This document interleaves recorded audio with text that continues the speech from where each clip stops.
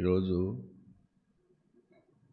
ప్రపంచమంతా పండగ చేసుకుంటా ఉంది. మీలో ఎంతమంది పండుగ చేసుకున్నారు? మనలో ఎంతమంది పండుగ చేసుకున్నారు?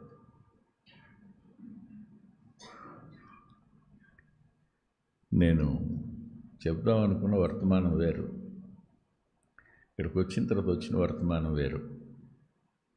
ఒక్కోసారి తారుమారు అయిపోతూ ఉంటాయి. ఈ రోజున మనం ఈ విషయాన్ని గుర్తు చేసుకుంటున్నాం. ఎప్పుడు మర్చిపోయామని? యేసు ప్రభువుని ఎప్పుడు మర్చిపోయాం? ఆయన జననాన్ని ఎప్పుడు మర్చిపోయాం? ఆయన మరణాన్ని, పునరుద్ధానాన్ని ఎప్పుడు మర్చిపోయాం? క్రైస్తవుడు ఎప్పుడైనా మర్చిపోతాడా? మర్చిపోడు. ప్రతిరోజు, ప్రతి సమయం మోకరించిన ప్రతిసారి ఏమని ఆరాధన చేస్తాడు? మహిమను విడిచి నా కోసం భూమి మీదకి మానవుడిగా వచ్చేవయ్యా. అవునా? మర్చిపోయింది ఎప్పుడు? ఇప్పుడు మర్చిపోం. మరి ఎందుకు ఈ సెలబ్రేషను? నిన్నే చెప్పాను నేను, కొత్తళ్ళు వస్తారు, పండగ కదా అని వస్తారు. వాళ్ళు సహజంగా రెగ్యులర్ అటెండెన్స్ కాదు, వస్తారు వారికి మేలు చేయడం కోసం, వారి జీవితాలకు ఉపయోగంగా ఉండడం కోసం. భూమి మీద మానవుని అవసరత ఏమిటి అంటే రక్షకుడు దొరకడం. ఆలోచించండి. అమ్మా నాన్న మీతో పాటు కాలేజీకి రాలేరు, అన్నయ్య బజార్లో నీతో పాటు ఉండలేడు, ప్రయాణంలోనైనా, పనిలోనైనా, నివాసం ఉండే చోటైనా, ఎక్కడైనా నిన్ను రక్షించడం కోసం నీతో ఉండేవాడు ఒక ఆయన నీకు పరిచయం అవడం అనేది మానవుని అత్యున్నతమైన అవసరత. అందుకే ఆయన పేరు ఇమ్మానుయేలు. సదాకాలం తోడుంటాడు, నువ్వెక్కడున్నా నీతో ఉంటాడు, నిన్నెప్పుడు విడిచిపెట్టడం కదా. అలాంటి వ్యక్తి మనకు తోడు ఉండడం ఎంత గొప్ప సంగతి. ఆయన్ని సంపాదించుకోవడం అనేదే ముఖ్యం. ఆయనతో వ్యక్తిగత సంబంధం ఏర్పడడం అనేది ముఖ్యం. ఆయనతో అనునిత్యం సహవాసం చేయడం అనేది భాగ్యం. ఈ విషయం ఎప్పుడు అర్థమవుతుంది? వాక్యం విన్నప్పుడే కదా. అందుకని ఈ రోజున ఆయన గురించి కొన్ని మాటలు చెప్పాలనే తలంపు, అంతే. అయితే నేను లూకా సువార్త 2వ అధ్యాయం తెరిచిపెట్టుకున్నాను. తెరిచిపెట్టుకున్నప్పుడు నాకు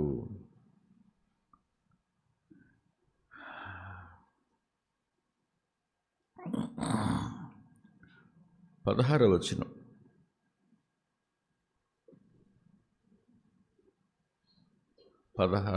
2:16 త్వరగా వెళ్ళి మరియను, యోసేపును, తొట్టిలో పండుకొని ఉన్న శిశువును చూచిరి. ప్రార్థన చేసుకుందాం. దయగలిగిన మా గొప్ప తండ్రి, కృపగలిగిన మా దేవ, మీ కార్యాలు ఆశ్చర్యాలు.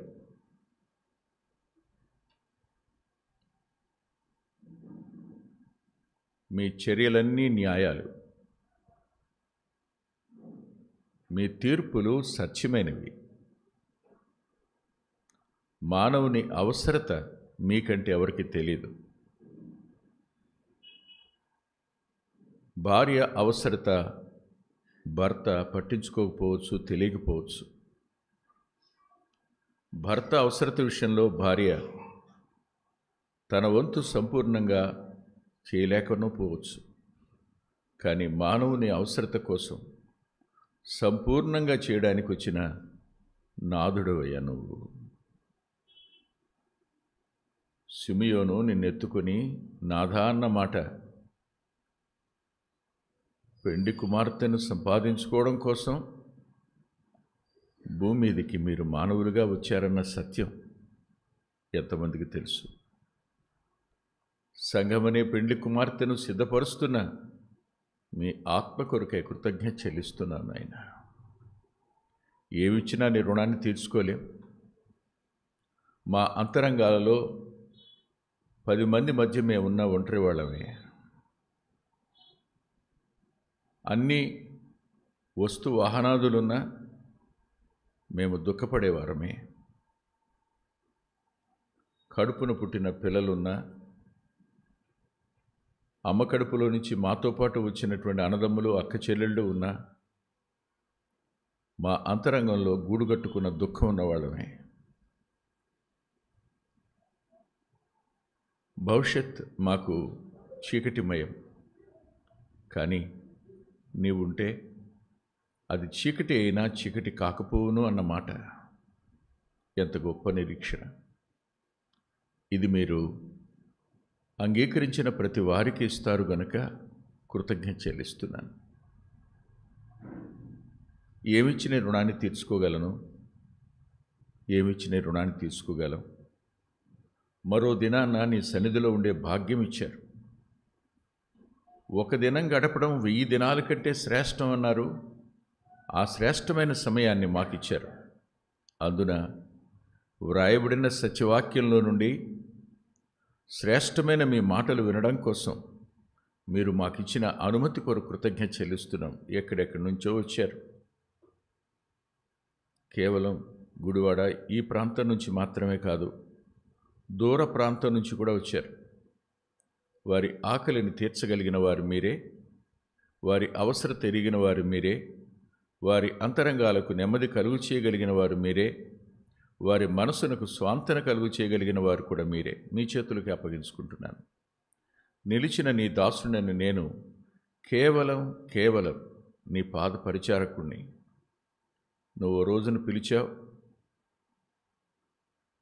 నమ్మదగిన వాడిగా ఎంచావు, పని అప్పగించావు. ఇంతకాలం కాస్తూ కాపాడుతూ వాక్యం ఇస్తూ భద్రపరుస్తూ వచ్చావు. దుఃఖ సమయాన్ని ఓదార్చావు, కృంగిన సమయాన్ని లేవనెత్తావు, సమస్యలను పరిష్కరిస్తూ వచ్చావు, ఇక ముందుకు పరిష్కరిస్తావు. నీ చేతులకే సంపూర్ణంగా నా బాధ్యతలన్నింటినీ అప్పగించుకుంటూ కూడి వచ్చిన మా ప్రియుల కోసం మాట్లాడడానికి దినాన్న నన్ను మీ సిలువ చాటును మరుగుపరచండని యేసుక్రీస్తు ప్రభు వారి పేరిట ప్రార్థిస్తున్నాం తండ్రి. ఆమేన్. ఆమేన్.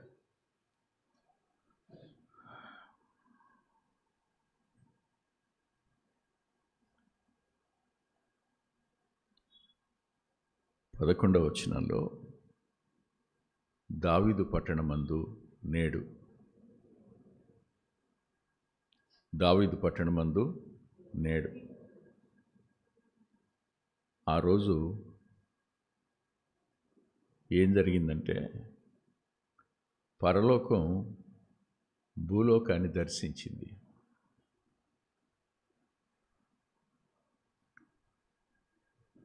On the day of birth of Jesus, the heaven visited earth. పరలోకం భూమిని చూడవచ్చింది. భూమి మీద పరలోకం దిగి వచ్చింది. ప్రభు వచ్చేశాడు, దేవదూతలు మొత్తం వచ్చేశారు. అవునా? ఏం జరిగింది? మాట్లాడండి, ఏం జరిగింది? అంతా ఇక్కడే ఉన్నారు ఇప్పుడు. గొర్రెలు కాపర్లు ఎంత ధన్యులు. ఏం చూశారు వాళ్ళు? With their naked eyes they saw the Lord and all the war angels. సైన్యములకు అధిపతి కదా ఆయన. సర్వ ఏమని రాస్తాడు ఆ వచనం చూడండి. అసలు 13వ వచనం, వెంటనే పరలోక సైన్య సమూహము, పరలోక సైన్య సమూహం అంటే ఇంకెవరు ఉండరు నా అభిప్రాయం. మొత్తం అంతా భూమి మీదకి వచ్చేశారు. ఆయన సింహాసనాన్ని విడిచిపెట్టి భూమి మీదకి మనిషిగా వచ్చాడు. కాబట్టి ఇప్పుడు ఆ వార్త చెప్పడం ఎంతమంది పనిగా పెట్టుకున్నారు?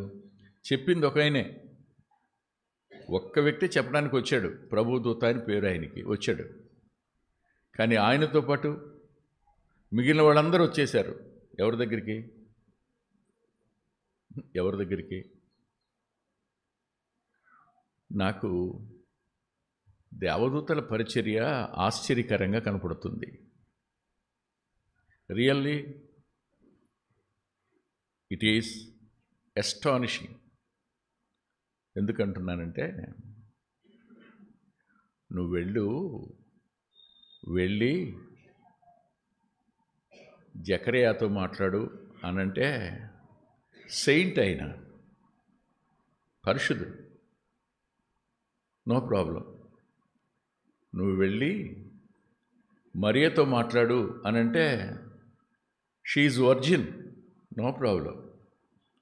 నువ్వు వెళ్ళి యోసేపుతో మాట్లాడు అంటే, నో ప్రాబ్లం, హీఈస్ రైచియస్.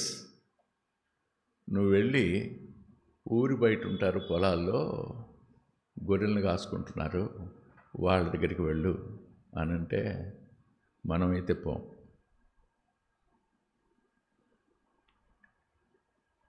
వా,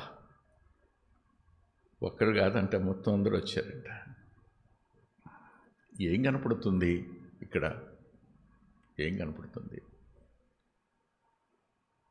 ఈ దినాన్న మానవ జాతి నేర్చుకోవాల్సింది ఏమిటంటే,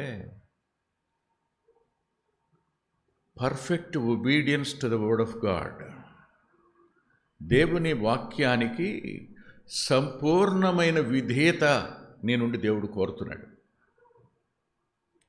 సంపూర్ణమైన విధేయత, చిన్న సంగతి ఏం కాదు. సంపూర్ణమైన విధేయత అంటే, నాకు బక్సింగ్ అన్న గుర్తొస్తున్నాడు. ఆ రోజు ఆయన కూనూరులో ఉన్నాడు.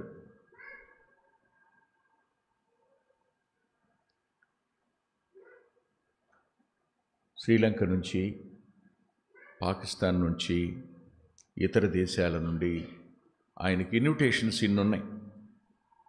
ఇన్విటేషన్స్ అని టేబుల్ మీద పెట్టుకున్నాడు. వెళ్ళాలి వాక్యం చెప్పడానికి. హీఈస్ ప్రేయింగ్,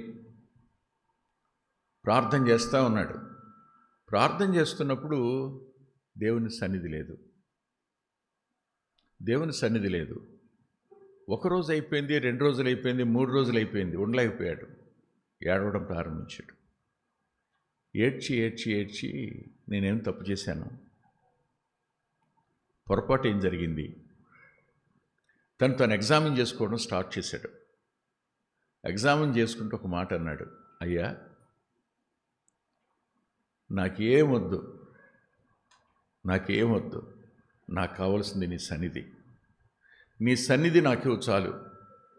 చచ్చిపోయేంతవరకు ఆ కిటికీలో నుంచి దూరంగా పెంటకుప్ప కనపడుతుంది, పెంటపోగు. ఆ పెంటపోగు మీదే ఉండమని అక్కడే ఉంటానయ్యా. నాకు కావాల్సింది నీ సన్నిధి.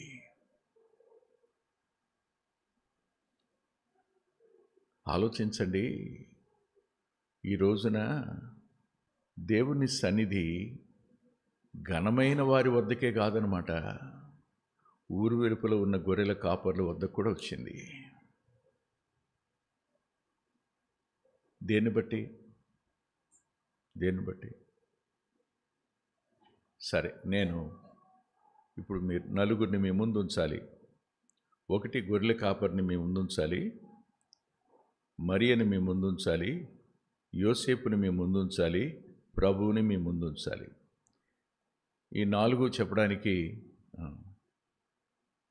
టైము పావుతక్కువ అవుతుంది, దగ్గర 10:40 అవుతుంది. 11ంటికి ముగిద్దాం అనుకున్నాం, అవదనమాట. మనం రెడ్ బ్రేకింగ్ లేకపోయినా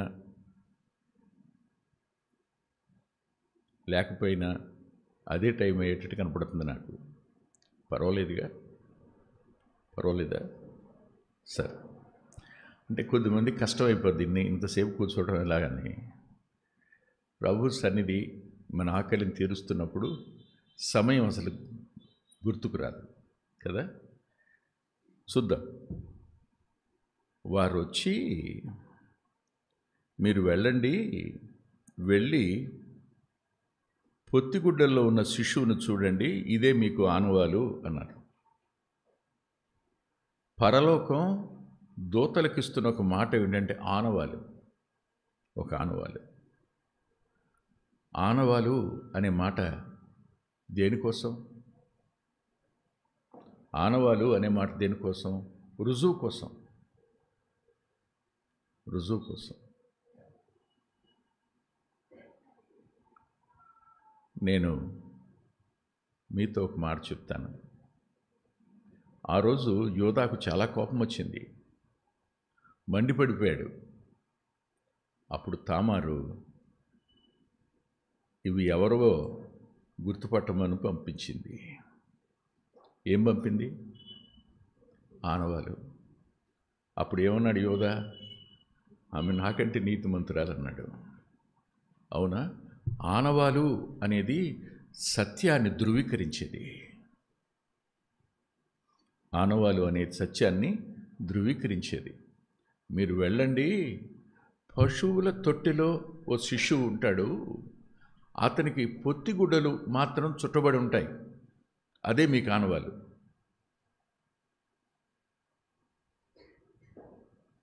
శిశువులు ఎంతమంది ఉండొచ్చు కదా, కానీ ఈ శిశువుని గుర్తుపట్టే విధానం ఏంటి? పశువుల తొట్టే, అందులో పొత్తిగుడ్డలు. నేను బాగా ఆశ్చర్యానికి గురే సంగతి ఏమిటంటే, ఆయన మన నిమిత్తం, ఆయన ధనవంతుడై ఉండి మన నిమిత్తం దరిద్రుడయ్యాడు అన్న మాట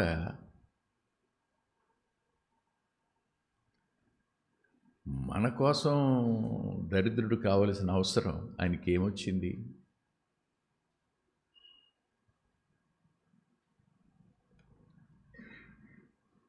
ఆయన భూమి మీద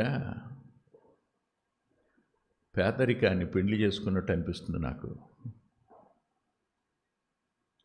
భూమి మీద అవమానాన్ని వివాహం అన్నట్టు అనిపిస్తుంది నాకు.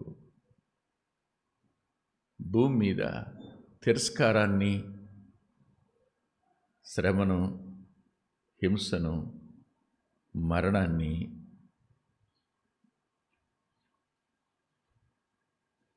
ఇంకే పదం పెట్టడానికి మనసు లేదు. అందుకోసం వచ్చాడు భూమి మీదకి.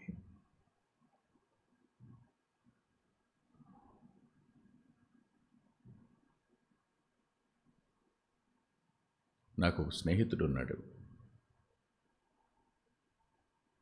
వానికి ఒక తమ్ముడు ఉన్నాడు. వాడు నా దగ్గర చదువుకున్నాడు. వాళ్ళ నాన్నగారు టీచరు. నేను రోజు బస్ స్టాండ్లోకి బస్సు ఎక్కుతున్నప్పుడు ఆయన దిగుతున్నాడు, బస్సు మాస్టరు. సార్ ఎలా ఉన్నారు అని అడిగి, మావాడు ఎలా ఉన్నాడు అన్నాను. మావాడంటే అతని పెద్ద కొడుకు నా క్లాస్మేటు, మావాడంటే స్టూడెంట్ అన్నమాట. అంటే అయ్యా ఈసారి కనపడితే నువ్వే అడుగు అండి, మా దగ్గరికి వచ్చి చాలా కాలం అయిపోయింది, అసలు రావట్లేదు. ఇప్పుడు వాడు హిందీ పండిట్గా పనిచేస్తున్నాడు, జాబ్ వచ్చింది జడ్పీహెచ్ స్కూల్లో, అస్సలు మా దగ్గరికి రావట్లేదయ్యా, ఈసారి ఎప్పుడైనా కనపడితే అడుగు నువ్వు అన్నాడు. సరిగ్గా అయిన ఒక నెల్లాళ్ళకి అదే టైంలో అదే బస్సు దగ్గర వాడు కనపడ్డాడు. నేనన్నాను, ఎరా ఎక్కడ ఉంటున్నావు అన్నా. పలానా చోట ఉంటున్నాను మాస్టారు అన్నాడు. ఇంటికి వెళ్తున్నావు అంటారా? అమ్మ నాన్న చూడకండి. ఏ వెళ్తాం మాస్టర్, అంత బురద ఊరు అన్నాడు. పుట్టింది ఎక్కడ, పెరిగింది ఎక్కడ? దాన్ని రీవిజిట్ చేయడానికే మనకి ఇష్టం లేదు కదా. ఇంత పాడైపోయిన లోకాన్ని విజిట్ చేయడం ఏమనాలి? ఇంత శాపగ్రస్తమైన లోకంలోకి రావడానికి, ఇందులో నివసించడానికి మనమంతా శత్రువులమై ఉండగా, మనమంతా భక్తిహీనులమై ఉండగా, మనమంతా పాపులమై ఉండగా, పరిశుద్ధుడైన వాడు మనలో ఒకని వంటి వాడు కావడం కోసం భూమి మీదకి మానవుడిగా రావడం ఏమనాలి? త్యాగం అనాలా? సరిపోద్దా మాట? ప్రేమ అనాలా? ఆ మాట అయినా సరిపోద్దా? ఆ మాట చాలా పౌలు గారికి. అందుకని ఆయన ఇలా అన్నాడు, జ్ఞానమునకు మించిన క్రీస్తు ప్రేమ అన్నాడు. అది కూడా సరిపోలా, మహాప్రేమ అన్నాడు. చెప్పనశక్యంగా అన్నటువంటి ప్రేమ అది. ఆయన ఆ తొట్టిలో పండుకోవడమా? పశువుల తొట్టిలో. సింహాసనాసీనుడు గదు, సమస్తాన్ని తన మహత్తు గల మాట చేత నిర్వహిస్తున్నవాడు కదూ. హెబ్రీ పత్రిక 1వ అధ్యాయం 2వ వచనం ప్రకారం అలాంటి వాడు he became a babe, he became a child. ఎంత ఆశ్చర్యం! ఆయన గుర్తుపట్టడానికి పొత్తిగుడ్డలేనంట. అంటే ఎంత దరిద్రత ఉంది మీరే ఆలోచించండి. అమ్మాయికి 7వ నెల వచ్చిన దగ్గర నుంచి ఏం రెడీ చేసుకుంటూ ఉంటుంది? మీరే చెప్పండి. తల్లి ఏం రెడీ చేస్తుంటుంది? అత్తగారు ఏం రెడీ చేస్తూ ఉంటుంది? ఎన్ని? 1, 2? అవసరమైన చీరలు, అవునా? చలికాలం తగలకుండా ఉండడానికి ఏం కావాలి? అన్నీ, అవునా? వీళ్ళకి ఎవరు లేరన్నమాట కదా. ఎవరు ఉన్నట్టు లేదు. విచిత్రం చెప్పనా, ఈ పశువుల తొట్టి దగ్గర కూడా ఎవరూ లేరు, వాళ్ళిద్దరే ఉన్నారు ఆయనతో పాటు. అదే చెప్పిన మాట. వాళ్ళిద్దరూ ఆ శిష్యు అంతే. ఎవరుంటారు వెలుపల? సత్రంలో చోటు అందరికీ ఉంది, ఈయనకే కదా లేదు. ఒంటరితనాన్ని వరించి వచ్చాడు కాబోలైన. దూతల ఆరాధనను విడిచిపెట్టి వచ్చేసాడు ఆయన. మహిమను విడిచిపెట్టి వచ్చేసాడు ఆయన. ఎందుకో తెలుసా? నిన్ను సంపాదించుకోవడానికి, నీకు రక్షణ ఇవ్వడానికి, నీకు సమాధానం ఇవ్వడానికి. ఇది అర్థమైతే ఏ వ్యక్తి ప్రభువు లేకుండా బతకలేడు. ఏ వ్యక్తి ప్రభు నాకు అక్కర్లేదు అనుకోలేడు. ఇప్పుడు వద్దాం రండి. వారు వచ్చి మరియను చూచారు కదా. మరియా మీ చాలా పెద్దగా గొప్పగా కనపడుతుంది కదా, కానీ చిన్నపిల్ల.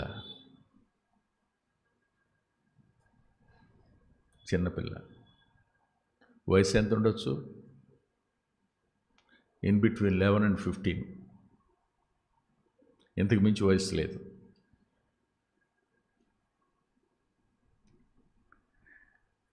అంతే. లేదు 18 అంటారా మీరు? నేను అది అనుకోవట్లే, చిన్నదే. ఏం తెలుసు?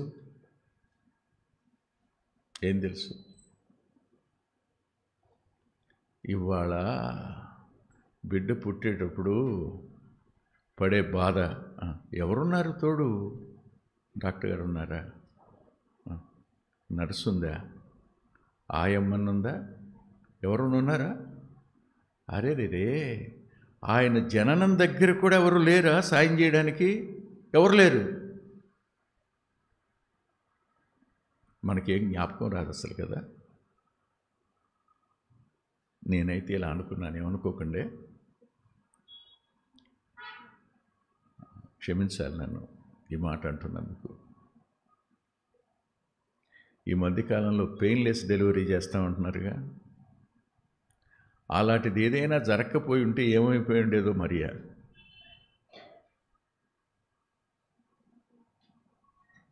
ఎందుకంటున్నానంటే, ఆయన వాగ్దానం చేసినవాడు నమ్మదగినవాడు. ఎందుకంటున్నాను? రండి వెళదాం, మరియమ్మ దగ్గరికి వెళదాం రండి. మొదటి అధ్యాయం.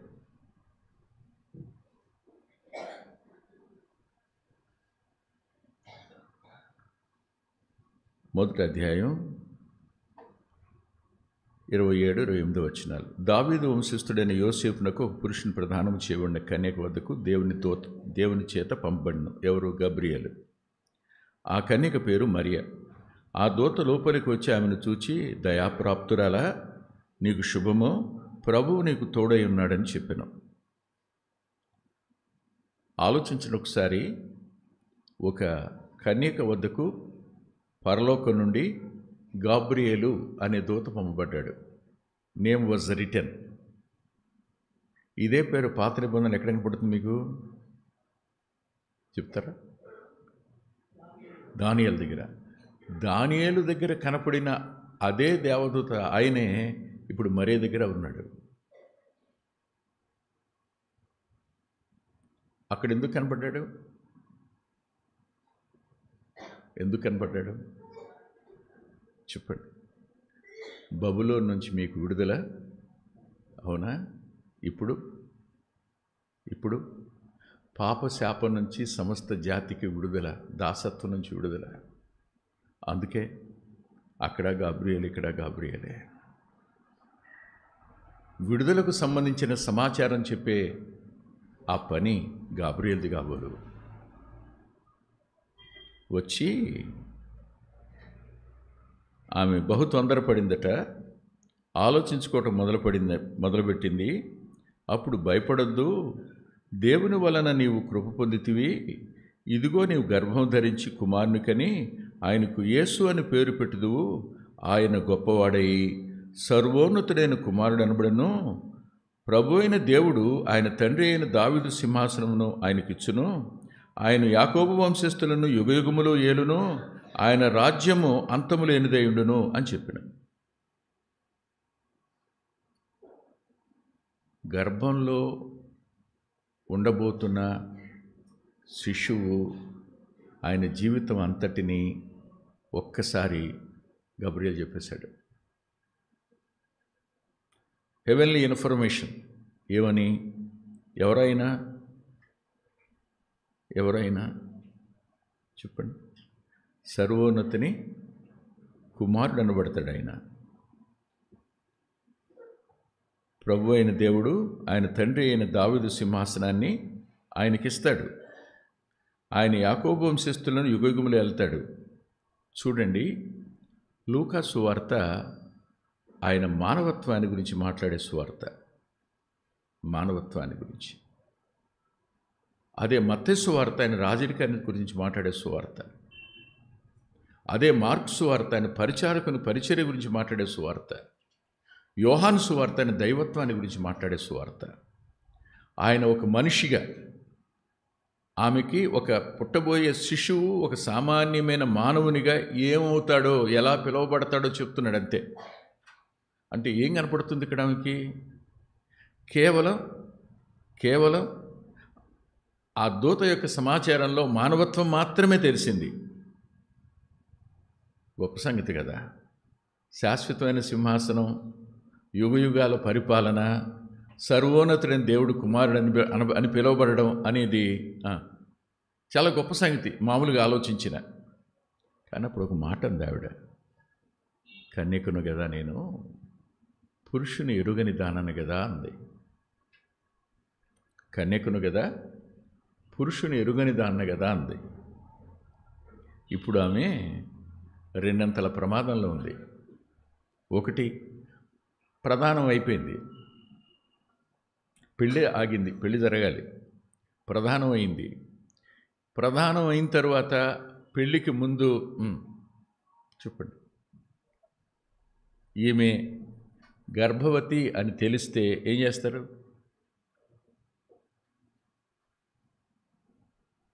ఏం చేస్తారండి?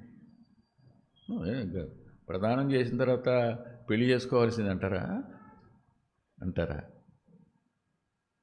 మనుషులు ఒప్పుకుంటారా? ఏం కోల్పోబోతుంది? She is going to lose the alliance. ఆ వివాహాన్ని కోల్పోయే పరిస్థితి ఏ కన్యకైనా వివాహాన్ని పోగొట్టుకోవడానికి ఇష్టపడుతుందా? ఎంత కష్టం. నెంబర్ 1. నెంబర్ 2, ఇప్పుడు అతనేమంటాడు? నేను కాదు అంటాడు. నేను కాదు అంటే దేవాలయం దగ్గరికి తేవాలి, అవునా? ఆ తర్వాత నిరూపించాలి, ఆ నేల బూడి తీయాలి, నీళ్ళలో కలపాలి, ఆమెకి ఇవ్వాలి. ఆ తర్వాత రాళ్ళు పెట్టుకుని చంపేస్తారు. ఏముంది నెక్స్ట్? మరణం ఉంది. దేనికి సిద్ధపడింది? అవన్న మాట చూస్తారా? చూడండి 38వ వచనం. అందుకు మరియా, ఇదిగో ప్రభువు దాసురాలను, నీ మాట చొప్పున నాకు జరుగునుగాక. నీ మాట చొప్పున నాకు జరుగునుగాక. చెప్పండి, ఏం కనపడింది మరియ దగ్గర? కంప్లీట్ ఒబీడియన్స్, సంపూర్ణమైన విధేయత. సంపూర్ణమైన విధేయత.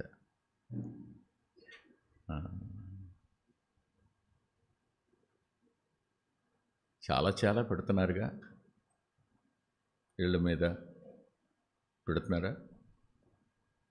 ఇవాళ రకరకాలు, 1, 2, 3. విచిత్రం చెప్పనా? లోకం ఏమంటుందంటే, వాళ్ళ కరెంట్ అయితే కదండి అంటుంది.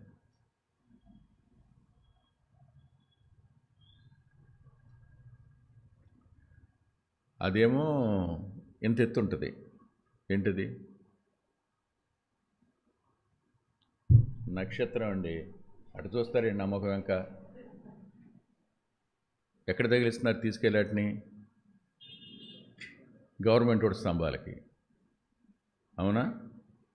నీ ఇంట్లోంచి ఇవ్వలేవా? నువ్వు ఇచ్చుకోలేవా? అక్కడ కూడా దొంగతనమేనా? అక్కడ కూడా దేవునికి అవమానమేనా? అరే, దేవుని పరువు ఎంత తీస్తున్నారండి అసలు. క్రిస్టియానిటీ అనేది ఇక్కడే దెబ్బతినేది. ఇక్కడే ఆలోచించండి ఒకసారి. ఆమె తన జీవితం పోయినా, తన ప్రాణం పోయినా, నీ చిత్తమే జరగనిమ్ము అని తాను పరలోక చిత్తానికి అప్పగించుకుంది. వచ్చిన గొర్రెల కాపర్లకి ఈ సంగతి తెలీదు. వాళ్ళతో మనం కూడా వెళ్ళాం కదా, ఇప్పుడు మనకు తెలిసి ఈ సంగతి.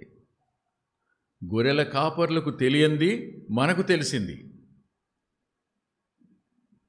ఆఖరిలో చెప్తాను. వాళ్ళకి తెలీదు. మరియా ఒక శిశువు అంతే, వాళ్ళకి తెలిసింది. బ్యాక్గ్రౌండ్ వాళ్ళకి తెలియదు, మనకు బ్యాక్గ్రౌండ్ తెలుసు. ఇప్పుడు ఆ గొర్రెల కాపర్లతో పాటు ఎవరున్నారు ఇప్పుడు అక్కడ? నువ్వు, నేను, అంతేగా. రూపాంతర పర్వతం మీద ఉందెవరు?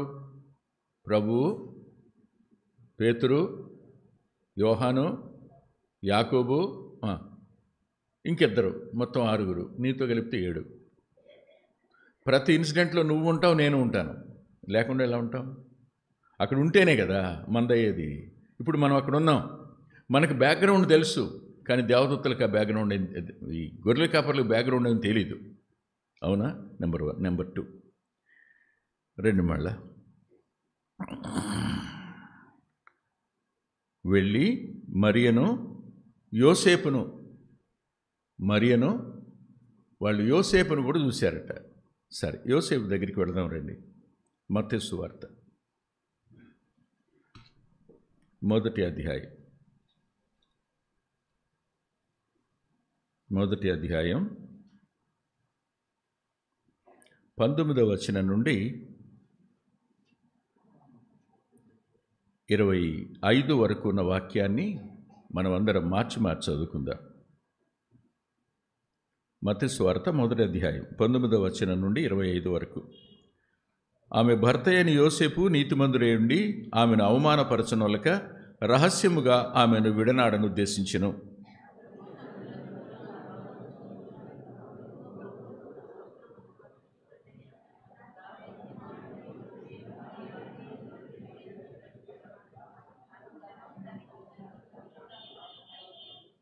ఆమె ఒక కుమారుని కనును, తన ప్రజలను వారి పాపముల నుండి ఆయన రక్షించును గనుక ఆయనకు యేసు అని పేరు పెట్టుదు అన్నాం.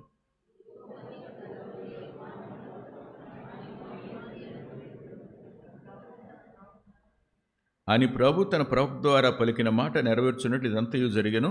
ఇమ్మానుయేలు పేరునకు భాషాంతరమున దేవుడు మనకు తోడని అర్థం.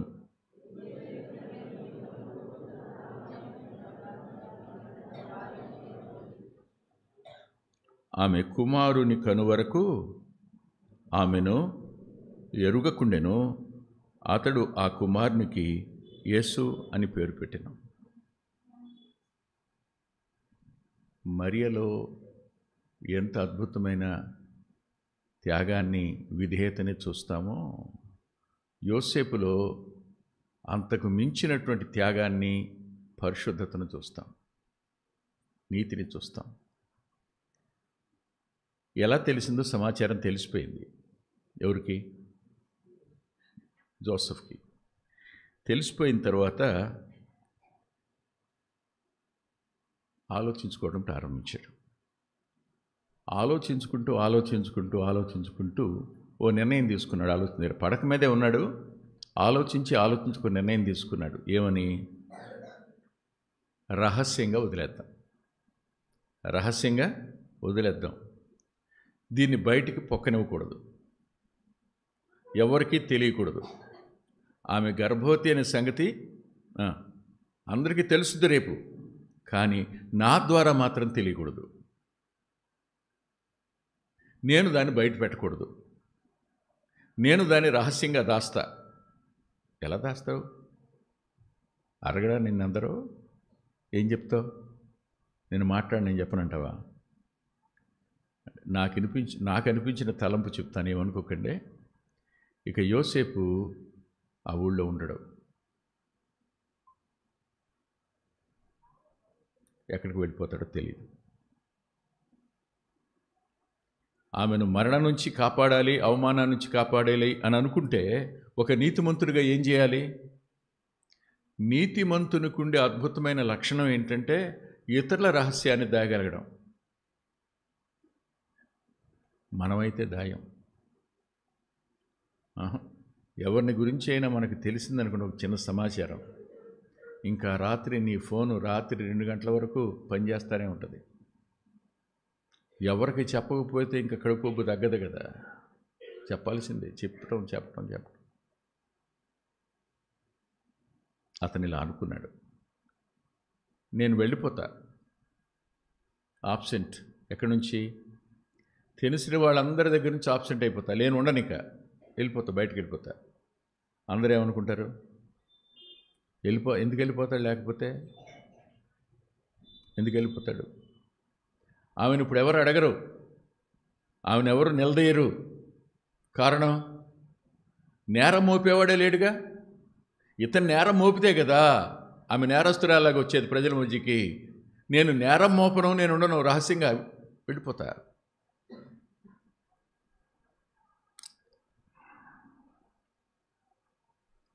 ఏ వ్యక్తి చేయలేడు ఈ పని. అలా అనుకుని నిర్ణయం తీసుకున్న తర్వాత ప్రశాంతం అయిపోయి నిద్రపోయాడు. కష్టాలు వస్తాయి, ఇబ్బందులు వస్తాయి, శ్రమలు వస్తాయి. దానికి ఒక పరిష్కారాన్ని మన అంతరంగంలో కనుక్కున్న తర్వాత మనసు ప్రశాంతత పొంది హాయిగా నిద్ర వస్తుంది.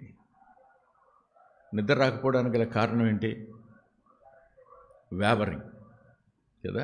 వేవరింగ్ నువ్వు డెసిషన్ దగ్గర తీసుకురండి. మీరు, నేను మౌనంగా ఉంటా, నేను నా వంతు చేస్తా, నేను త్యాగమైనా పర్వాలా, నేను ఈ నిర్ణయం తీసుకుంటున్నా, ఈ నిర్ణయం చొప్పున బతుకుతా అని నువ్వు ఒక నిర్ణయం ఎప్పుడైతే తీసుకుంటావో అప్పుడేమవుద్ది? నీ మనసు నెమ్మది పొందుతుంది. మనసు ఎప్పుడు నెమ్మదిలోకి వెళ్ళొద్దో నిద్ర దానంతట అదే వస్తుంది. నిద్రపోయాడు. నిద్రలోకి వెళ్ళగానే అప్పుడు ప్రభుదూత కల్లో, దావీదు కుమారుడు అని యోసేపు, జోసెఫ్ సన్ ఆఫ్ డేవిడ్ అన్నాడు. ఏం మాట! యథార్థానికి ఇప్పుడు సింహాసనం ఉంటే రాజుగా ఉండవలసింది యోసేపేనమాట. రోమీలు ఆక్రమించుకున్నారు కాబట్టి ఇప్పుడు ఇక్కడ ఉన్నాడంతే.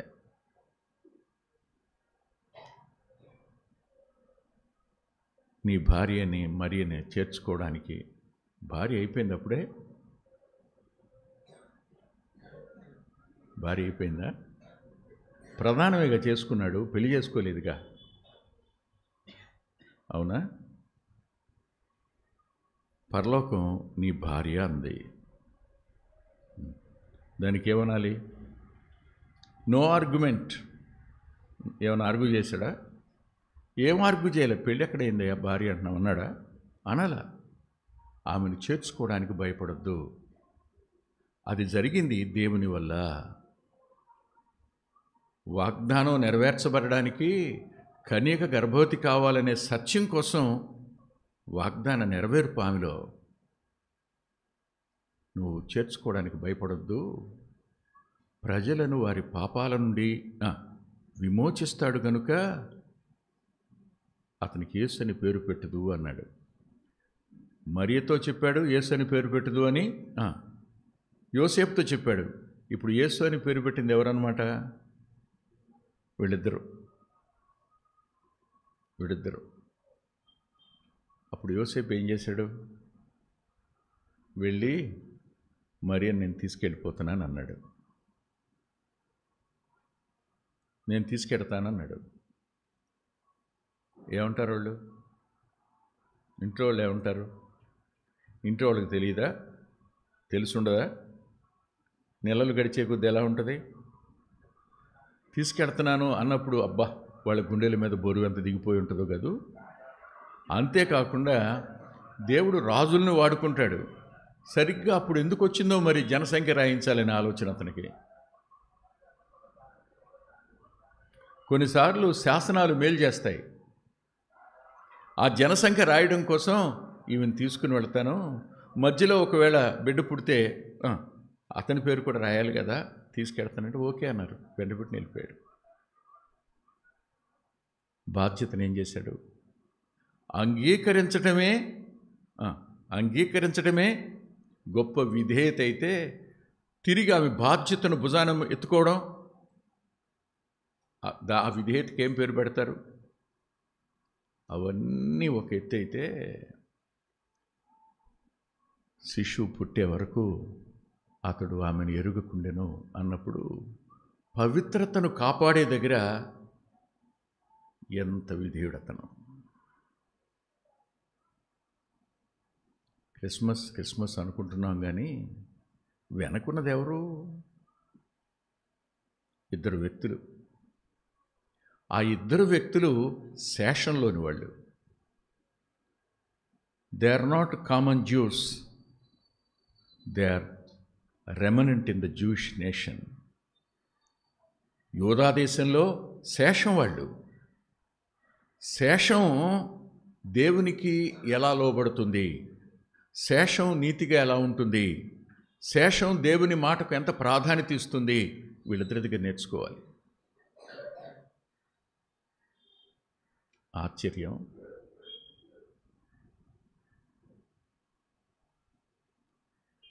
కింద రాస్తాడు 24వ వచనంలో, యోసేపు నిద్ర మేల్కొని ప్రభుదూత తనకు ఆజ్ఞాపించిన ప్రకారం చేసి తన భార్యను చేర్చుకున్నాడు. ఒక మాట ఇందాకన్నానుగా చెప్తానని. ఇప్పుడు మరియ మనసు ఎలా ఉంటుందో చెప్తారా? ఊహించిన ఒకసారి మీరు. మరియను అంగీకరించిన యోసేపు ఔన్నత్యం ఎంత గొప్పది!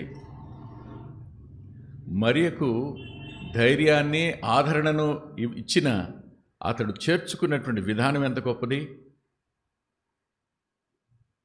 రహస్యంగా వదిలేద్దాం అనుకున్న నీతిమంతుడు వాటిని తన భుజాన వేసుకుని ఆమె జీవితానికి తాను రక్షకుడయ్యాడు.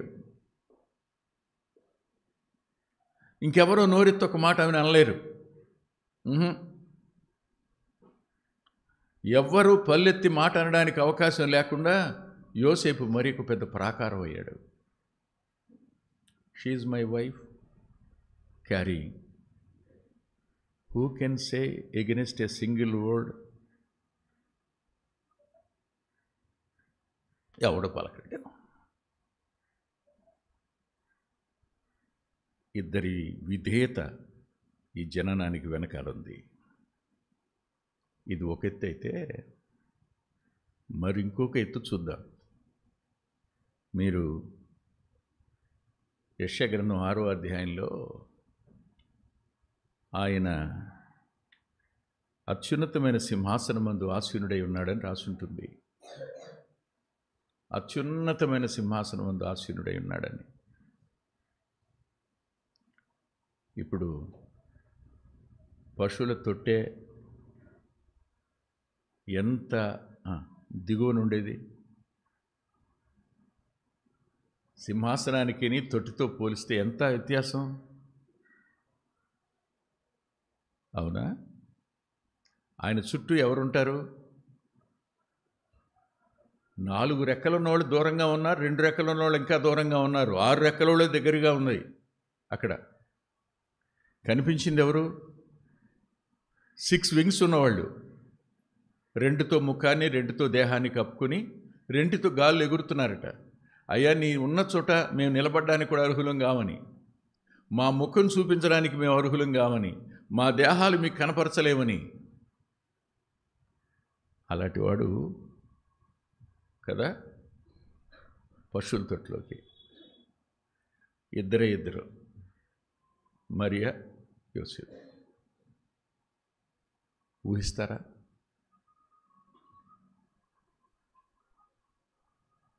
నాకు మేనమామ, మా అమ్మ తమ్ముడు, ఆయనకి 2 మగపిల్లలు, ఒక ఆడపిల్ల. చిన్నోడు ఇంజనీరింగ్ చదువుతూ ఉండగా విపరీతమైన స్నేహాలు వాడికి.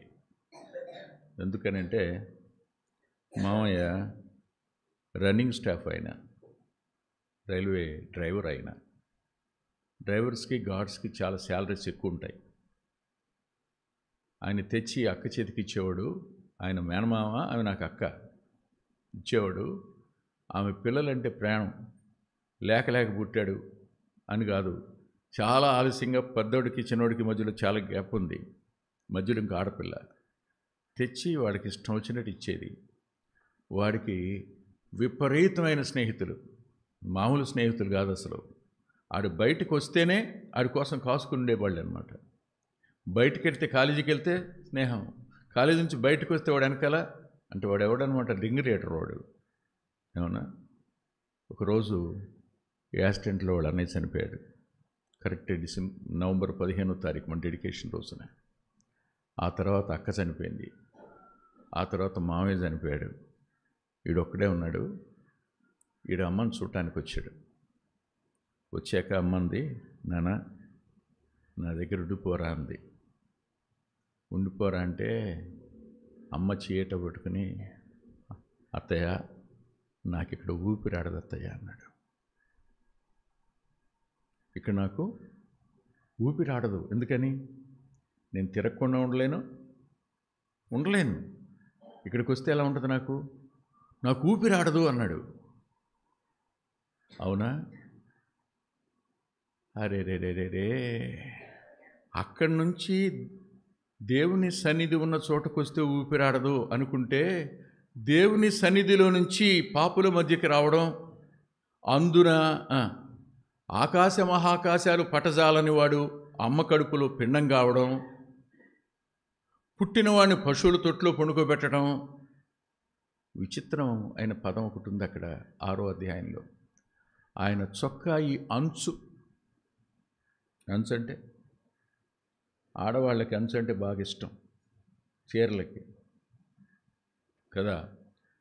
చీర కొనటానికి 7 షాపులు తిరుగుతాడు, పాలు కొంటాకి 21 షాపు తిరుగుతారు. ఎరా నమ్ముతున్నారు అబద్ధం అని నేను చెప్పింది? మ్యాచింగ్ దొరకాలి కదా. ఆ అంచు దేవాలయాన్ని నింపేసింది, నాట్ హిస్ గార్మెంట్స్. ఆయన వేసుకున్నది కాదు, ఆయన అంచే. అంచు దేవాలయాన్ని నింపేసింది. భూమి మీద కప్పడానికి ఆయనకి బట్టలేదు.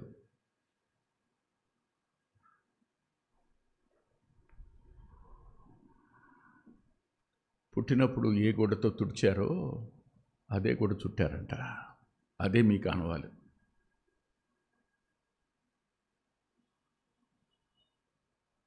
రక్తంతో మరకలైనటువంటి దాంతోనే ఉంటాడు ఆయన. ఊహించండి మీరు.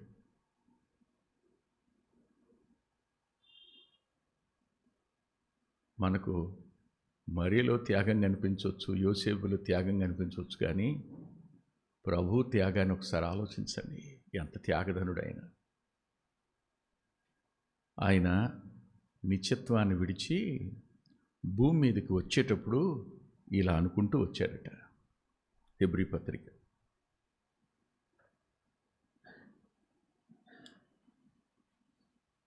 10వ అధ్యాయం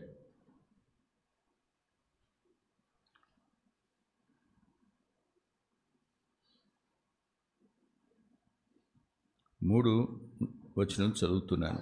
అయితే ఆ బలులు అర్పించుడు చేత ఏటేటా పాపములు జ్ఞాపకమునకు వచ్చుచున్నవి. ఎలయనగా ఎడ్ల యొక్కయు మేకల యొక్కయు రక్తము పాపములను తీసివేయుట అసాధ్యము. కాబట్టి ఆయన ఈ లోకమందు ప్రవేశించినప్పుడు ఇలాగ చెప్పుచున్నాడు, బలియు అర్పణయు నీవు కోరలేదు గాని నాకు ఒక శరీరమును అమర్చితివి. పూర్ణ హోమములను పాప పరిహారార్థ బలులను నీకిష్టమైనవి కావు. అప్పుడు నేను గ్రంథపు చుట్టలో నన్ను గూర్చి వ్రాయబడిన ప్రకారము, దేవా నీ చిత్తము నెరవేర్చుటకు ఇదిగో నేను వచ్చి ఉన్నాను.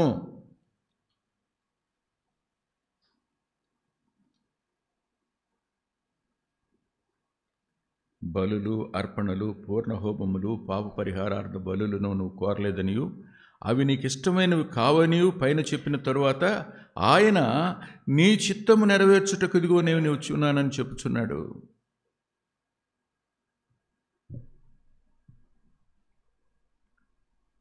He came to die for the mankind. వచ్చింది ఎందుకంటే చచ్చిపోవటానికి.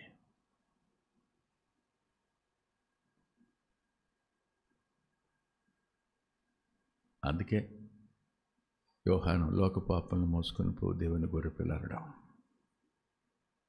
అందుకొచ్చాడు ఆయన. గొర్రెపిల్ల గొర్రె ఎలా మౌనంగా ఉందో వీధిలో ఆయన కంఠస్వరం వినపడదన్నాడు. వినపడలే. తీర్పులో మౌనంగా ఉన్నాడు. సిలువెక్కిన తరువాత కూడా ఆ స్వరం ధర్మశాస్త్రాన్ని సంపూర్ణం చేసి మానవుణ్ణి శాశ్వతంగా పాపం నుంచి విడిపించడం కోసం తన రక్తాన్ని చిందించాడు ఆయన. కేవలం యేసు ప్రభు జననం ఒకటే అయితే కాదు, ఆయన జీవితం, ఆయన మరణం, ఆయన పునరుద్ధానం కలిపితేనే యేసుక్రీస్తు ప్రభు యొక్క జీవిత సారం అవుతుంది. ఈ త్యాగం ముందు ఏ త్యాగం పనికొస్తుందో చెప్పండి మీరు. ఏ త్యాగాన్ని ఎక్కువ చేయగలరో చెప్పండి మీరు. అయితే ఇక్కడ నేను ఆఖరి మాట చెప్పి ముగిస్తాను.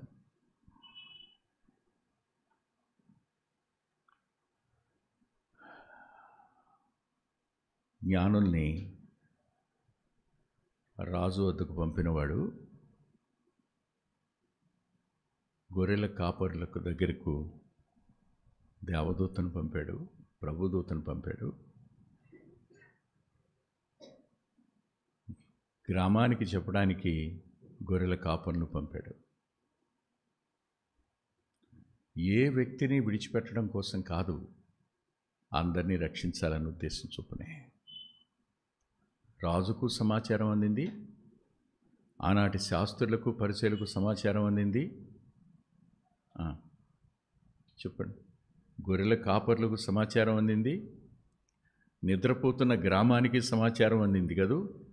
అంటే అర్థం ఏంటి చెప్పండి? ఆయనను గురించిన సమాచారం అందరికీ అందేట్టుగా ఆయన ఎవరిని వాడుకుంటాడో వాళ్ళని వాడుకుంటాడు, ఖచ్చితంగా వాడుకుంటాడు. అయితే ఈ త్యాగాల నడుమ ఆయన ప్రతి వ్యక్తి విషయంలో పట్టింపు కలిగి ఉన్నాడు అని మాత్రం మర్చిపోద్దు. ఇవాళ నువ్వు ఇక్కడికి రావడం అనేది నీకు ఇష్టం లేకపోయి ఉండొచ్చు, ఎవరో నిన్ను బలవంతంగా తెచ్చుండొచ్చు. నీ స్నేహితుడో, మీ అమ్మో, మీ నాన్నో, నీ భర్తో, నీ భార్యో, నీ అన్నదమ్ములో ఎవరో కొద్దిసేపు ఉంటుందిరా వీళ్ళొద్దాం రా అని. నువ్వు ఇక్కడికి ఊరికినే యథాలాపంగా రాలా, నువ్వు వచ్చింది గాడ్స్ అపాయింట్మెంట్. దేవుడు నీ విషయంలో పర్టికులర్గా ఉన్నాడు. ఆయన సో పర్టికులర్. అలా పర్టికులర్గా ఉండకపోయి ఉంటే ఊరి వెలుపల ఉన్న వారి వద్దకు తన దూతను పంపవలసిన పని ఆయనకి లేదు. యాక్చువల్గా షెపర్డ్స్ అంటే they are out casted people. వాళ్ళు దేవాలయంలోనికి నేరుగా రావడానికి ఒప్పుకోరు, వాళ్ళ సాక్ష్యం అంగీకరించబడదు కోర్టులో, వారికి సమాజంలో ఉన్నతమైన స్థానం ఉండదు, ఎవరు. ఇంకొక మాట చెప్పిన, ఐగుప్తీయులకు గొర్రెల కాపరులంటే ఏహ్యమట కదా. మరి ఈ గొర్రెల కాపర్ల వద్దకు పంపించాడు.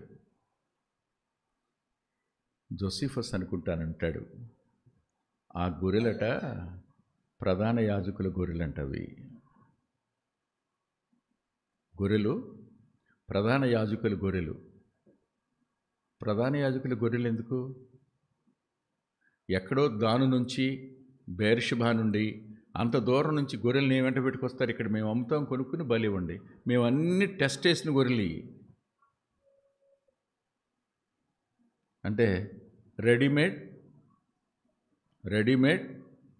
చెప్పండి, సేల్ ఫర్ సాక్రిఫైస్. బిజినెస్ చాలా బాగుంటుంది. అది చూసే నా తండ్రి ఇంటిని వ్యాపారపు ఇల్లుగా చేశారని తోసింది, ఆయన బయటికి తరివేసింది. ఊరికినే కాదు,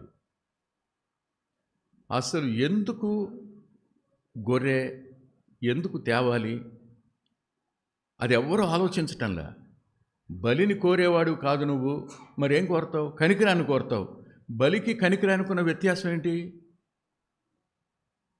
గొర్రెను నువ్వు పెంచాలి చిన్నప్పటి నుంచి, దానికి మేత నువ్వు తినిపించాలి, దానికి నీరు నువ్వు తాగిపించాలి, నీ వెంట పెట్టుకుని వెళ్ళాలి. అది నీతో వస్తే నీతో ఎలా ఉంటుందో తెలుసా? గొర్రెతో మీకు ఎప్పుడైనా అనుభవం ఉందా? 2-3 రోజులు గొర్రెతో మీరు స్నేహంగా ఉండండి, అది మిమ్మల్ని వదిలిపెట్టదు. వచ్చే స్థలాల్లో ఉంటుంది. పండుకుంటే మన తొడ మీద తలకాయ పెట్టుకుని పండుకుంటుంది. బయలుదేరి వెళితే మన వెనకాల వచ్చేస్తుంది. మనం కనపడకపోతే అరుస్తుంది. పొలంలోకి తీసుకెళ్ళి గబాలను గడ్డిమేట దగ్గరికి వెళ్ళి కూర్చోండి, కాసేపు మేసి చూసి అరిచి ఎక్కడున్నావని తెగ పిచ్చెక్కిపోయినట్టు పరిగెత్తుద్ది. నీ ఇంటిలో నీ పిల్లలాగా నీ సొంతమైనట్టు అనురాగం చూపిస్తా నువ్వు తింటా ఉంటే దగ్గరికి వచ్చి నిలబడద్ది, గారి ముక్క పెట్టి తింటుంది. నువ్వేదైనా ఇవి తింటుంది. అంతగా పెంచాలి నువ్వు దాన్ని. దానికి నీకేం ఏర్పడాలి చెప్పండి? ఏం ఏర్పడాలి? అనుబంధం ఏర్పడాలి. అవునా? మొన్న కుక్కను తీసేద్దాం అనుకున్నా, చచ్చిపోతే పోనీలే అనుకున్నా, కానీ ఎక్కడో దిగులు వచ్చింది. ఎందుకో చెప్పనా? ఆడవాళ్ళు రోజుకి ఎన్ని వేల మాటలు మాట్లాడతాడని చెప్పాడు మన కమలో, మన రాజేష్ కమలో ఎన్ని మాటలు మాట్లాడతారు? చెప్పండి రా, గుర్తున్నవాళ్ళు. ఆడవాళ్ళు రోజుకి ఎన్ని మాటలు మాట్లాడతారు? ఎన్ని వేల మాటలు గుర్తుందా? చెప్పండి, గట్టిగా చెప్పండి. పరాలా వినపట్టలేదు, నేను మర్చిపోయాను. 7,000 మాటలు మాట్లాడతారు. పురుషుడు ఎన్ని వేల మాటలు మాట్లాడతాడు? 3,000 మాటలు మాట్లాడతాడంట. పురుషుడిది గుర్తుపెట్టుకున్న, స్త్రీది మర్చిపోయా. పక్షపాతం అనుకోమాకండి. ఆడమ్మాయి రోజుకి 7,000 మాటలు మాట్లాడద్దంట, పురుషుడు 3,000 మాటలే మాట్లాడతాడంట. ఈ పురుషుడు 3,000 మాటలు లోకంలో మాట్లాడి వచ్చేస్తాడు. వీళ్ళ ఇంట్లో ఉన్న వాళ్ళు 7,000 అటు పెట్టుకుంటారు. మనకు చిరాకు వచ్చేస్తుంది, మాట్లాడటానికి మనమే దొరుకుతాం. మనకేమో చీదర. మరి నాకు ఇంతకాలం ఎందుకయ్యా బాధ తప్పిందంటే, ఆ కుక్కలతో, కోళ్లతో, ఆ పిల్లులతో మాట్లాడుతూ ఉంటుంది. ఆమె 7,500 మాటలు అయినా మాట్లాడేస్తుంది. నాతో మాట్లాడటానికి ఆమెకేముంటుంది? కాబట్టి మా ఇద్దరి మధ్య ఏ గొడవలు ఎరదని అప్పుడు అర్థమైంది నాకు. ఇప్పుడు అనవసరంగా కుక్కను తీసేస్తే రేపు పొద్దున్న నేను ఇబ్బంది పడతా. అంటే యానిమల్స్తో ఉండే రిలేషన్ ఉందే, అది మెంటల్ సాటిస్ఫాక్షన్ ఇస్తుంది. కుక్కల్ని ఎందుకు పెంచుతారనుకుంటున్నారు? మనుషుల కంటే ఏ మేలని ఎందుకంటారు అనుకుంటున్నారు? నీ కోసం ఎదురు చూస్తాయి. నువ్వు వెళ్తూ ఉంటే వెంట వస్తాయి, నీ కోసం మళ్ళీ వెనక్కి వస్తాయి. అంత రిలేషను యానిమల్స్తో బాండింగ్ అనేది ఉంటుంది మనిషికి. అలాంటి గొర్రెని ఓ రోజు వెంట పెట్టుకుని ప్రత్యక్ష గుడారం దగ్గరికో దేవాలయం దగ్గరకు తెచ్చాక, చేయి పెట్టు అంటాడు యాజకుడు. పెడతావు, నీ పాపాలని ఒప్పుకో అంటాడు. ఒప్పుకుంటాడు. ఒప్పుకున్న తర్వాత దానికి నీ చేయి తగలగానే ఎలా ఉంటుంది చెప్పండి? ఎలా ఫీల్ అవుద్ది? అవునా? ఇటు నాకడానికి ట్రై చేస్తుంది, ఇటు రుద్దుకోవడానికి ట్రై చేస్తూ ఉంటుంది. అట్లా చేస్తూ ఉండగా కత్తి పెట్టి దాన్ని మెడ నరికేశాడు. అది చచ్చిపోయేటప్పుడు నీకు అలా చూసింది నీ వంక, నీ గుండె ఏమవుద్ది? నీ అంతరంగం ఏమవుద్ది? తినగలవా? పెంచిన కోడిని కోస్తే ఇష్టం లేక దుప్పటి ముసుకేసుకుని ఏడ్చేవాడిని నేను.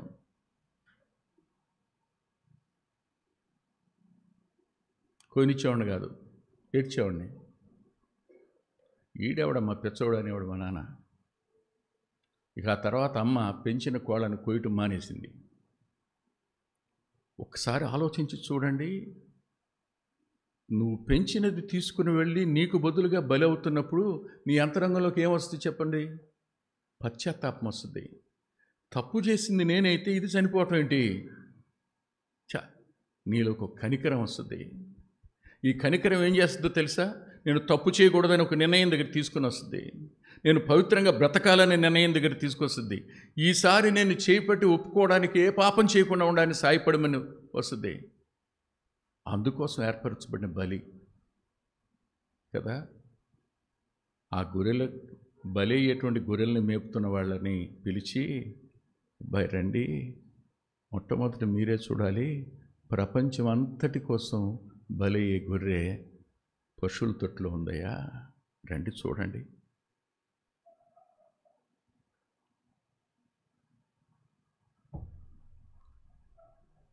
అది దేవుని ప్రణాళిక. చేతులు జోడించి మాట చెప్తాను. ఇంకెవరైనా ప్రభువుని నమ్ముకొని వాళ్ళు ఉంటే, రేపు మంది కాదు, నేను మిమ్మల్ని బలవంతం చేస్తున్నాను అనుకోవద్దు. రేపేమైపోతామో మనకు తెలీదు. పరిస్థితులు ఏం బాగలేదు, ఆరోగ్యాలు బాగలేదు. ఇలా చూసిన వాళ్ళు అలా వెళ్ళిపోతున్నారు. కానీ బ్రతికుండగానే పరిశుద్ధ ఆత్మదేవుడు నిజమైన నీ అంతరంగాన్ని ఒప్పిస్తున్నప్పుడు, నేను పాపినయ్యా, నా కోసం బలిపశుగా భూమి మీద జన్మించావు, నా కొరకు నీ రక్తం చిందించావు, నువ్వు చనిపోయి సమాధి చేయబడి 3వ దినం తిరిగి లేచావు, నన్ను క్షమించయ్యా, నీ రక్తంతో కడిగి పవిత్రపరచు నాయనా అని ఒక చిన్న ప్రార్థన మీ హృదయంలో చేసుకోండి. నేను కూడా గొర్రెపిల్ల దగ్గరే ఆ నిర్ణయం తీసుకుంటే, దేవుడు అయిన నువ్వు నా కొరకు బలి అయితే నేను ఇంకా బలమైన నిర్ణయం తీసుకుంటున్నానయ్యా అని ఒకసారి ప్రభుతో చెప్పి చూడండి. మీరు మీ అంతరంగంలోనికి వచ్చే నెమ్మది, పాపభారం తొలగిపోయి నెమ్మది కలిగిన ఆ స్థితి దేవునికి ఎంత ఇష్టమో. దేవదూతలు ఎదుట సంతోషం, దేవుని ఎదుట సంతోషం. అందుకొరకు ఆయన భూమి మీదకి వచ్చాడు. ప్రార్థన చేసుకుందాం.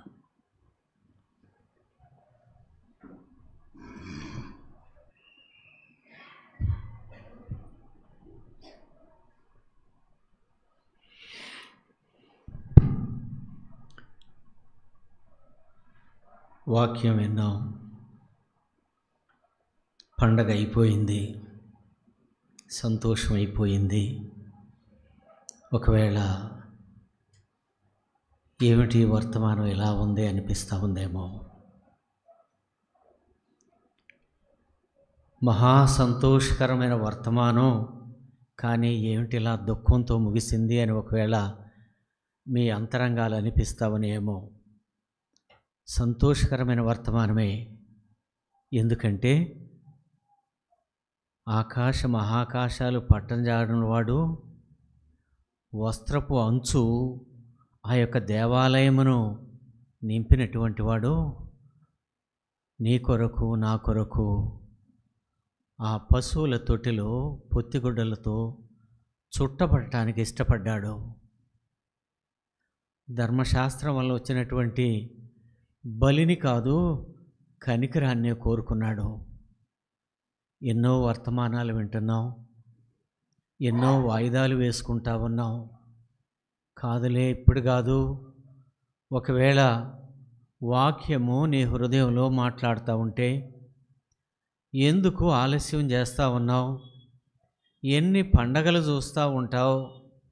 ఒకవేళ నా హృదయంలో ఆయనకు స్థానం ఇస్తాను, నాకు బదులుగా బలి అయినటువంటి యొక్క గొర్రెపిల్లను ప్రతిసారి ప్రతి సంవత్సరం వచ్చి ఏదో కనిపించి బలి అర్పించటం కాదు కదా, పవిత్రంగా నేను జీవిస్తాను, ప్రభు కొరకు జీవిస్తాను, ఆయనకు తలవంపులు తెచ్చేలాగా కాకోకుండా ఆయనకు మహిమకరంగా ఈ భూమి మీద జీవిస్తాను అని ఒకవేళ ఎవరు అనుకుంటా ఉన్నారో, ఎవరి అంతరంగంలో వాక్యము తన కార్యాన్ని చేస్తూ ఉందో, ఎవరి అంతరంగంలో వాక్యము గద్దిస్తూ ఉందో, ఇప్పుడైనా ఒకవేళ నేను ఒక తీర్మానం తీసుకుంటాను, దేవుని కొరకు బ్రతుకుతాను, పండగ కొరకు కాదు, ఆయన నా కొరకు సిలువలో రక్తాన్ని చిందించి మరణించి తిరిగి లేచి మరలా తిరిగి రానయ్యున్నటువంటి దేవుడని వాక్యం సెలవిస్తుంది. కాబట్టి నా పాప స్థితిని నేను ఎరిగి ఒప్పుకుంటాను అని ఎవరి అంతరంగంలోనైనా ఒకవేళ గద్దిస్తే, వాక్యం పనిచేస్తే, వాక్యానికి మీరు లోబడితే, విధేయతను మీరు కనపరిస్తే, ఒక్కసారి మీరున్నటువంటి స్థలంలోనే ఒక తీర్మానం తీసుకోండి. ప్రభా, ఇంతకాలం నా ఇష్టానుసారంగా జీవించానయ్యా.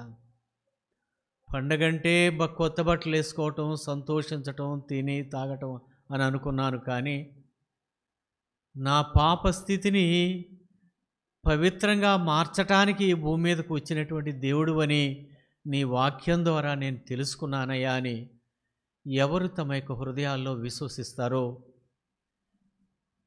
ఎవరు ఒక తీర్మానం దగ్గరకు వచ్చి ఆగి ఇంకా ఊగిసలాడుతూ ఉన్నారో, ఒక్కసారి మీ అంతరంగంలో ప్రభువుని ఆ సాదృశ్యాన్ని మీరు పెట్టుకున్నట్లయితే, ప్రభు కొరకు జీవిస్తాను అనేటువంటి ఆ తీర్మానం మీ హృదయంలోనికి వస్తుంది.